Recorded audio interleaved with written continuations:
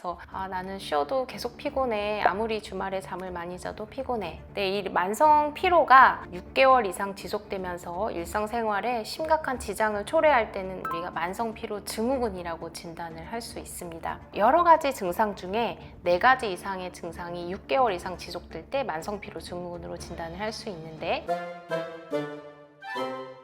저는 서울대학교 의과대학에서 일하고 있고요. 현재 서울대학교에서 학생과 교직원을 진료하고 있는 정신과 전문의입니다. 평일에는 과로하고 주말에 몰아서 자는 것으로 쉬는 것이 단기적으로는 인지 기능 개선 효과라든지 피로 회복 효과가 있다는 연구 결과는 있습니다. 2019년에 미국에서 발표된 연구 결과가 있는데요. 평일에는 안 쉬면서 좀 과로하면서 일하고 주말에는 몰아서 자는 것이 단기적으로는 인지 기능을 개선한다든지 신체에 쌓인 피로를 회복하는 효과가 있다고는 해요. 근데 주말에 추가로 수면을 취하는 것을 회복 수면이라고 하는데요. 이 회복 수면이 주중에 수면 부족으로 인한 건강에 미치는 부정적인 영향을 완전히 상쇄시키지 못하고 오히려 주중에 과로하고 주말에 많이 자는 패턴이 생체 리듬을 교란시켜서 건강에 해로울 수 있다는 결론을 내렸습니다. 이렇게 생각해 보면 쉬울 것 같아요. 시차가 한 대여섯 시간 나는 나라에 매주 여행을 갔다가 오는 거랑 비슷하다고 생각하시면 될 것 같아요. 평일과 주말에 수면 각성 주기가 달라지는 게 매주 여행을 갔다 와서 시차를 계속 적응해야 되는 패턴이랑 똑같아서 몸에는 굉장히 생리적인 스트레스를 주게 됩니다. 이 때문에 이제 월요병이 생기고요. 월요일에 가장 피곤한 거 경험 많이 해보셨죠? 주말에 많이 자면 잘수록 월요일에 굉장히 피곤하고, 이게 시차 적응이 필요한 나라에 여행을 갔다 와서 피곤한 것과 같은 이치라고 생각을 하시면 될 것 같아요. 주말에 너무 오래 자면 수면의 깊이가 얕아질 수밖에 없거든요. 얕은 수면을 길게 자면 오히려 두통이라든지 무기력함이 더 심해질 수 있고요. 제가 말씀드리고 싶은 점은 주말에 당연히 더 잘 수 있죠. 더 잘 수 있는데 2시간 정도 추가 수면을 하는 것으로 제한을 하고, 오히려 평일에 차라리 낮에 오후 2, 3시 이전에 낮잠을 30분 이내로 주무시고 밤에 30분 더 일찍 자기, 이 정도만 하셔도 주말에 몰아서 회복 수면을 해야 되는 그 요구량이 훨씬 줄어들 수 있을 거라고 봅니다.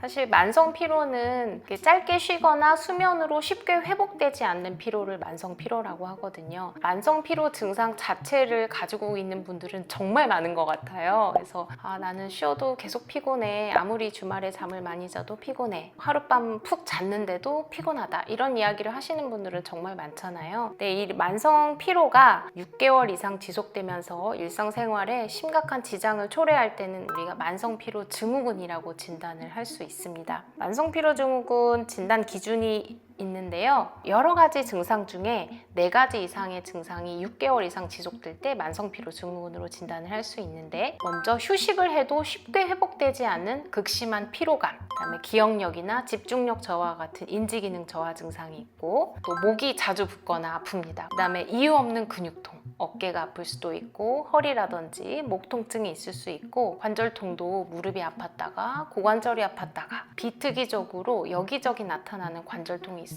또 새롭게 나타나는 기존과 양상이 다른 두통도 진단 기준에 포함이 되고요. 깊은 수면 후에도 쉽게 회복되지 않는, 운동을 조금만 하거나 사람들과 만나거나 사소한 활동을 해도 너무 쉽게 지치는 피로감, 이런 증상들 중에 4가지 이상이 6개월 이상 지속될 때 만성 피로 증후군이라고 할 수 있습니다. 이 만성 피로 증후군이 전반적으로 아까 이제 설명드렸던 쉬지 못하고 스트레스가 지속될 때 스트레스 호르몬이 지속적으로 분비되는 상태에서 면역력이 떨어지고 각종 통증이 유발되는 상태거든요. 근데 이러한 증상들이 사실 갑상선 기능 저하라든지 우울증이라든지 다른 면역력이 떨어지는 질환의 증상일 수도 있어요. 그래서 만약 이런 증상들이 있다면 먼저 병원에 가셔서 혈액 검사라든지 나에게 느껴지는 통증이 있다면 그거에 대한 원인 질환이 있는지 검사를 먼저 해보시고, 보통은 원인이 없다라고 나오거든요. 그러면 이비인후과나 마취통증의학과나 정형외과나 이런 선생님들이 결국 스트레스성 증상이니 정신과에 가보라고 이야기를 하십니다. 그러면 정신과에 오셔서 이 만성 피로가 왜 발생했는지 알아보고 어떻게 쉬면 좀 회복이 될 수 있을지를 전문가의 도움을 받는 것이 좋을 것 같습니다.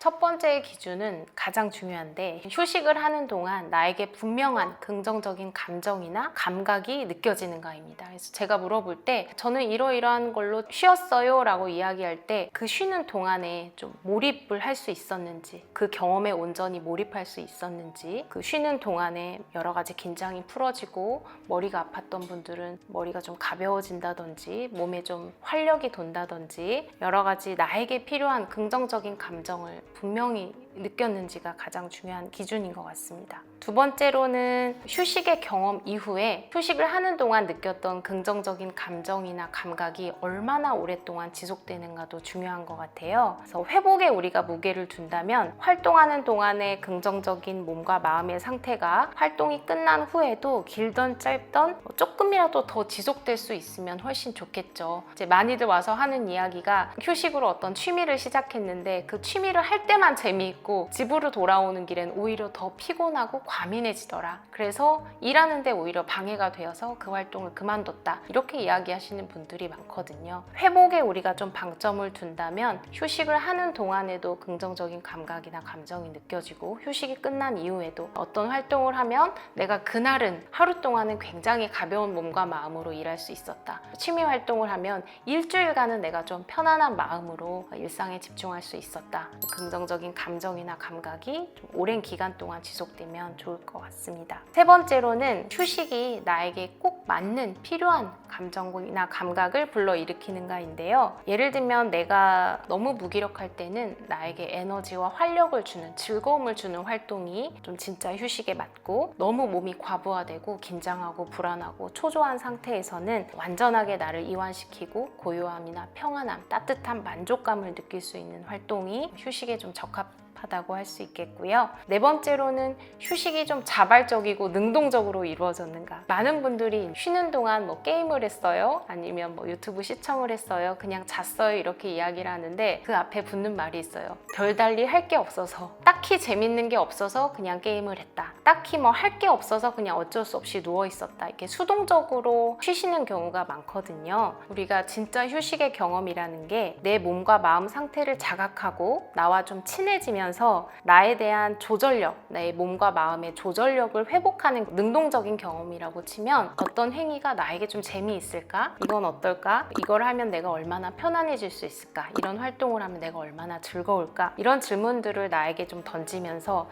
나에 대한 친절한 호기심을 바탕으로 이것저것 시도해보고 그 중에 좋은 것들을 선별해서 나에게 선물하는 행위로 휴식을 생각하면 좋을 것 같아요. 지쳐 쓰러져서 누워있을 수밖에 없을 정도로 지친 상태에서도 너무 이제 지쳐서 아무것도 할 수가 없어, 그러니까 그냥 침대에 누워있는다, 이렇게 수동적으로 생각하는 게 아니고, 오늘 내가 너무 지치고 몸과 마음이 너무 피로하니 이제 침대에 누워서 정말 따뜻한 이완을 한번 경험해봐야겠다 생각하고 적극적으로 나를 좀 이완시킬 수 있는 어떤 상상을 해본다든지 따뜻한 욕조에 몸을 담궈본다든지 하는 좀 더 능동적이고 자발적인 행위로 변모하면, 똑같은 누워있는 시간을 가져도 내가 좀 능동적이고 자발적으로 휴식에 더 참여했을 때 만족감이나 회복의 효과가 크다고 생각을 합니다. 다섯 번째 기준은 내가 선택한 휴식의 경험이 장기적으로 지속 가능한 건강한 방식인가가 중요한 것 같아요. 오랫동안 내가 안정적으로 쉽게 일상에서 접근할 수 있는 나에게 맞는 휴식 방법을 몇 가지 가지고 있어야 된다고 생각해요. 많은 분들이 내가 진짜 제대로 쉬려면 돈이나 시간이 많아야 된다, 아니면 어떤 특정 자원을 가지고 있어야 된다, 비싼 도구라든지 이런 것들을 갖춰야 된다라고 생각을 하는데, 저는 오히려 반대로 나를 좀 부담스럽게 하는 금전적인 부담이 적은 산책이나 달리기, 명상, 미술 작품이나 음악 감상 같은 적은 자원으로 일상에서 쉽게 할 수 있는 여러 가지 휴식 활동을 더 추천을 드리고요. 장기적으로 내가 쉽게 선택할 수 있는 휴식 전략을 가지고 있으면 좋다. 두 번째로는 또 건강한 방식이어야겠죠. 술이라든지 약물이라든지 소비라든지 이런 것들은 결국에는 나에게 여러 가지 건강상의 부담이나 금전적인 부담으로 돌아오기 때문에 장기적으로 우리가 선택할 수 있는 안전하고 건강한 방식은 아닌 것 같아요.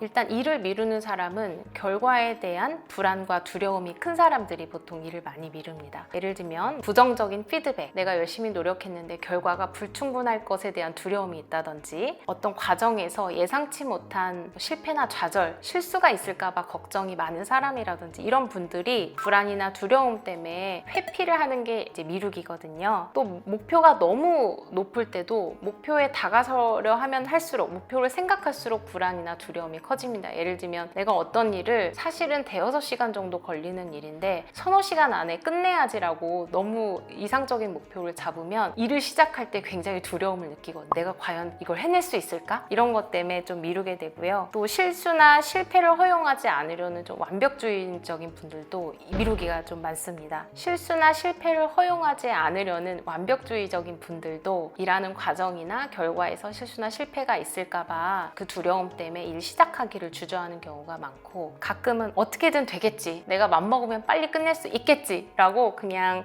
이게 소망적 사고라고 하는데요. 이런 생각을 하시는 분들도 미루기가 있습니다. 내가 맘먹으면 빨리 끝낼 수 있을 거야, 어떻게든 마무리가 될 거야 라고 이렇게 소망적 사고를 하시는 분들은 사실 불확실하고 불안한 마음이 클수록 우리는 우리의 바람을 현실이라고 착각하고 믿게 되거든요. 이런 분들이 조금 미루는 특성들이 있고요. 반대로 이제 미루지 않는 분들은 자신의 능력이나 한계를 좀 현실적으로 잘 파악하실 수 있는 분들이고, 또 목표를 계속 변화하는 현실의 상황에 맞게 유연하게 조정할 수 있는 분들이에요. 일을 하는 과정에서 실수나 좀 불완전한 부분이 있을 수도 있다는 것을 수용할 수 있는 분들, 또 최선을 내가 다하지만 결과가 내 기대에 못 미칠 수도 있다는 이제 현실을 조금 수용할 수 있는 분들이 미루지 않는 분들이죠. 잘 미루기를 하는 분들은 미룬 상태에서 어떻게 보면 강제로 억지로 휴식을 취하게 되는 거잖아요. 일을 하지 않는 상태에서. 그런데 사실 그렇게 쉬면서도 머릿속은 해야 되는 일 생각으로 좀 가득 차고 불안이나 죄책감이나 자기 비난으로 이어지는 경우가 많습니다. 그래서 일을 하지 않고 미루면서도 몸과 마음은 계속 긴장 상태에 놓여 있는 거죠. 내가 오늘은 좀 미루고 내일 하자라고 생각을 해도 그 기간 동안 푹 쉬지 못하죠. 충분히 회복이 이루어지지 않기 때문에 다음날 또 일에 다시 집중하거나 몰입하기 어렵고요. 결국에는 미루다가 마감이 임박해서 일 처리를 하게 되면 결과라든지 일의 완성도가 떨어지게 됩니다. 결과가 만족스럽지 않게 되기 때문에 또 자신은 게으르고 좀 능력이 부족한 사람이라고 스스로 낙인을 찍게 되기도 하고요. 그래서 점점 포기하는 일도 많아지고, 나는 뭐 일을 좀 제대로 시작하지도 못하고 끝내지도 못하는 사람이야, 나는 안 돼, 나는 의지박약이야, 이런 식으로 좀 스스로 낙인을 찍고 일에 대한 두려움도 커지는데요. 그러면서 계속 미루시는 분들은 만성적으로 불안함이나 죄책감에 시달리시는 분들이 많아요. 그래서 스스로가 불충분하고 불완전하다는, 부족하다는 느낌, 이런 감정들이 대표적으로 휴식을 방해하는 감정들이거든요. 몸을 아무것도 하지 않아도 몸과 마음을 계속 긴장시키게 하는 감정들이기 때문에 온전히 짧은 순간이라도 휴식의 경험에 몰입하기 어렵죠. 그래서 휴식의 질이 떨어질 수밖에 없는 것 같습니다.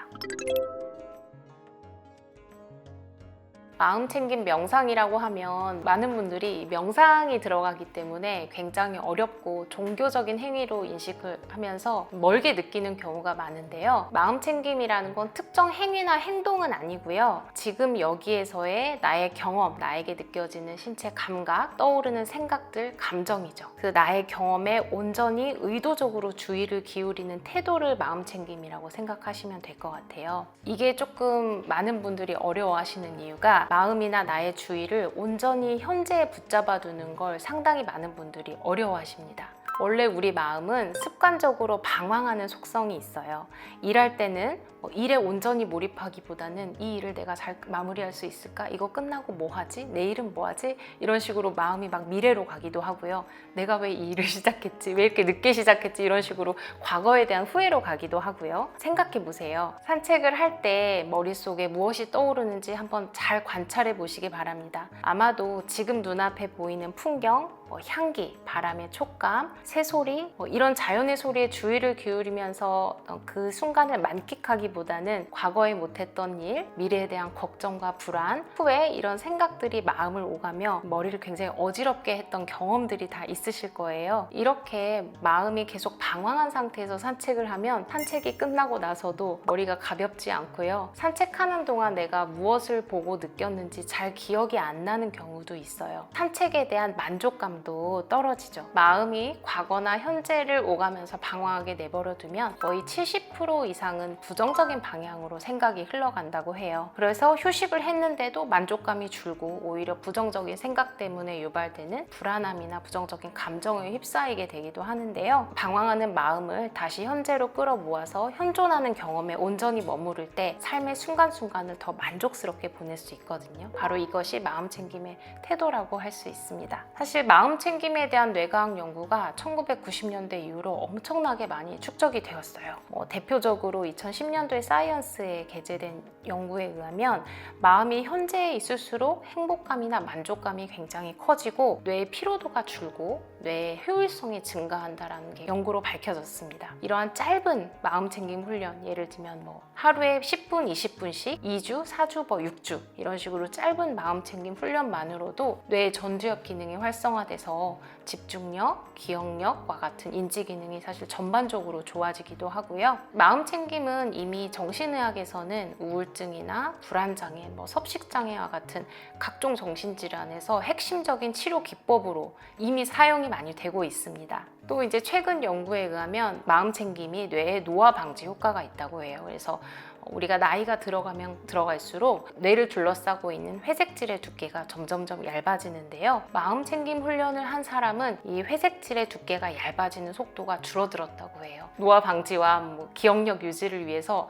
정말 많은 돈을 들여서 영양제를 많이 복용을 하잖아요. 근데 사실 그 영양제들이 근거가 정확하지 않은 경우가 많거든요. 근데 마음챙김은 확실한 효과가 밝혀지고 별로 돈도 들지 않고요. 하루에 10분에서 20분만 해도 그 효과가 확실하기 때문에 또 연습하면 할수록 더 잘 됩니다. 이제 진료실에서 쉬려고 하면 오히려 불안해진다. 그리고 어떻게 하면 쉬어야 될지 모르겠다. 저한테 휴식법을 소개시켜 달라고 하는 분들이 사실 정말 많았어요. 저도 이제 성인이 되고 난 이후에 지속적으로 어떻게 하면 잘 쉴까? 저도 이제 만성 피로에 시달려 왔기 때문에 어떻게 하면 잘 쉴까? 짧은 시간에도 효과적으로 쉴 수 있을까를 정말 많은 고민을 했던 것 같고 쉬기 위해서 각종 취미에 도전하기도 하고 많은 노력을 해왔던 것 같습니다. 이 책을 통해서 제가 그동안 경험해왔던 부분, 그다음에 진료실로 찾아온 분들과 제가 함께 고민했던 여러 가지 부분들을 같이 공유를 하고 싶어서 책을 쓰게 되었고요. 제가 이제 이 독자분들에게 드리고 싶은 말씀은 나에게 꼭 맞는 휴식, 나에게 필요한 긍정적인 감정이나 감각을 짧은 시간이라도 경험할 수 있게 하는 휴식을 일상 곳곳에 녹여내서 나를 편안하고 또 때로는 활력 있게 해주는 것이 여러분들이 삶에서 이루고자 하는 중요한 가치, 어떤 성취가 될 수도 있고요. 좋은 관계가 될 수도 있는데 그런 가치를 이루는데 가장 큰 동력이 되어줄 수 있다라는 말씀을 꼭 드리고 싶습니다.